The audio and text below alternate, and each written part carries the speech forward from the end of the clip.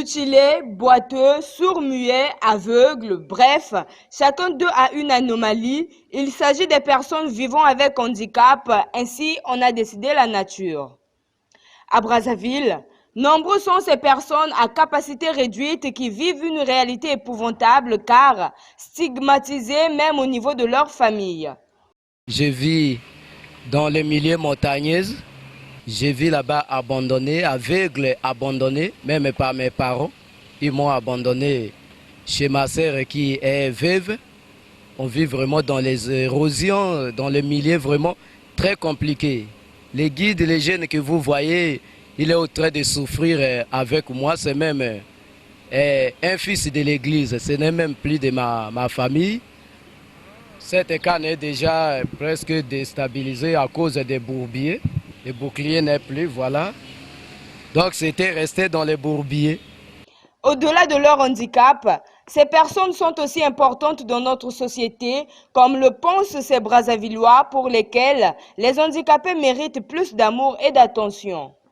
Personne n'a choisi d'être handicapé parce que ils ont un Dieu et c'est comme nous aussi qui sommes bien portants. Personne n'a choisi d'être bien portant. Donc je peux leur encourager seulement de vivre avec espoir, de vivre avec plein d'amour, parce que tant qu'on vit encore de l'espérance et qu'ils ne se découragent pas, le bon Dieu connaît. De son côté, Michael Anissé, chorégraphe gabonais, enseigne la danse dans son pays, particulièrement aux sourds-muets, une manière de leur redonner de l'espoir. Bon, déjà, il faut que vous compreniez que la danse, c'est une expression. Donc en réalité, c'est à la fois une écriture et une voix, puisque c'est ça les formes d'expression, sauf que c'est le corps, donc le geste.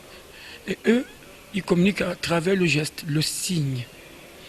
Déjà, si on est d'accord sur ces descriptifs, vous comprenez aisément que c'est facile donc de transmettre par le geste. Ça, c'est la première chose. La deuxième chose, eux, ils dansent, ils comprennent à travers les vibrations sonores.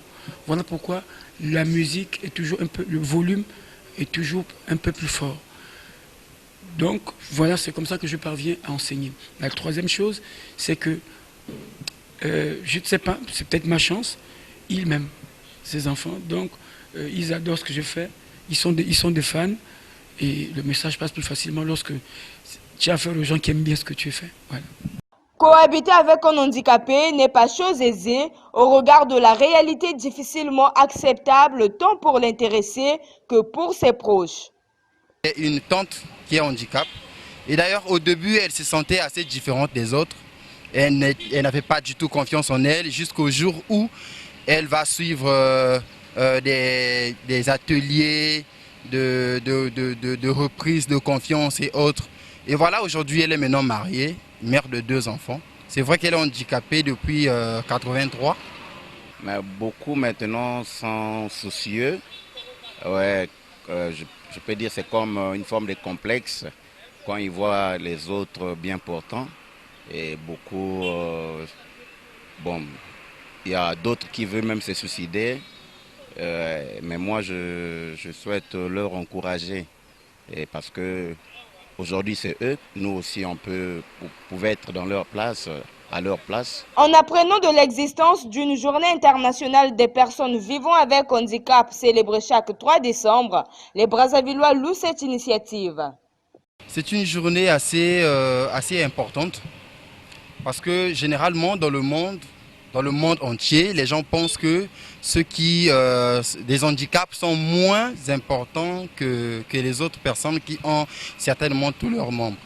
Cette journée doit représenter, pour ma part, hein, c'est juste une journée qui doit nous permettre de prendre conscience de ce que nous devons tous éviter la stigmatisation, la discrimination de ces personnes. Cette journée a été proclamée en 1992 par les Nations Unies et vise à favoriser l'intégration et l'accès à la vie économique, sociale, politique,